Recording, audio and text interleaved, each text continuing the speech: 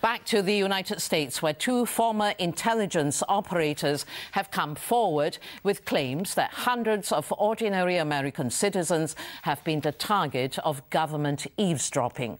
The two whistleblowers claim American soldiers, journalists and aid workers stationed overseas had their private phone calls routinely intercepted when they called home.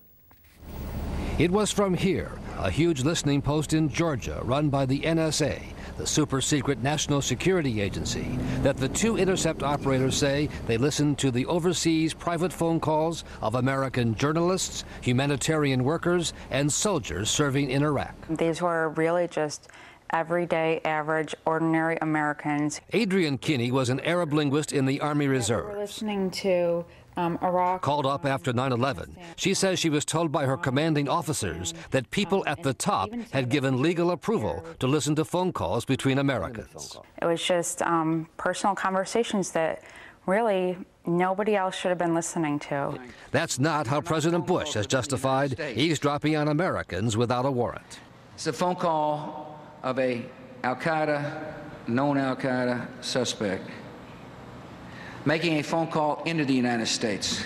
I would call it a lie because we were definitely listening to Americans who had nothing to do with terrorism. Navy Arab linguist David Murphy Falk worked at the same NSA facility until last November.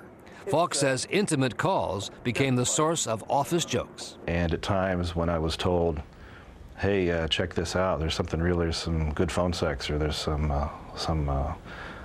pillow talk, pull up this call, it's really funny, go check it out.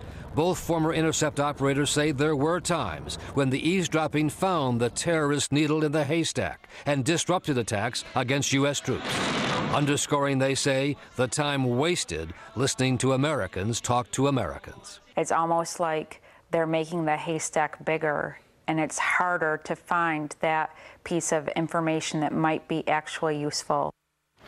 The NSA said today it assiduously follows the law. On Capitol Hill, however, the chairman of the Senate Intelligence Committee, Jay Rockefeller, said the ABC allegations were extremely disturbing and said his committee is already looking into them. And that report was from ABC America's chief investigative journalist, Brian Ross.